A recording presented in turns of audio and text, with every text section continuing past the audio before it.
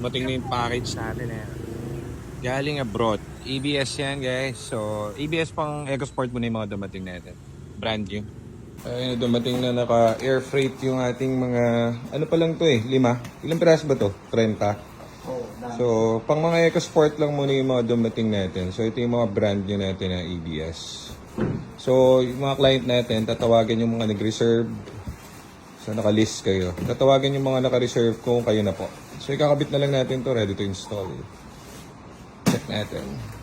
Yun, mabisa. Oh. Okay.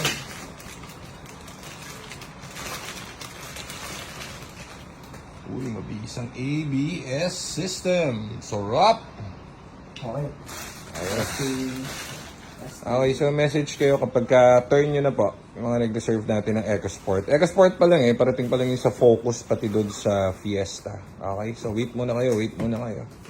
Brand new ABS for Ford units, only available sa GTA cars. I love you all. So ito yung mga brand new natin ABS. Oh. Testing natin. Tinesting ko na lang muna. Ayan, kakabukas na natin.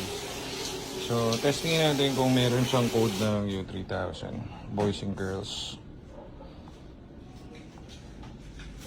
No. Smart detection. So, yan. Clear muna natin. So, check natin. Wala siyang code ng U3000. So meaning, hindi sira yung module at gawa at buo yung tong module na to. So very good. Brand yung nga.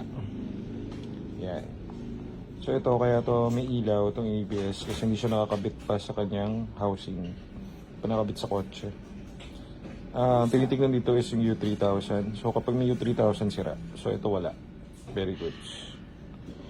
Ayan. ABS system, available GTA cars.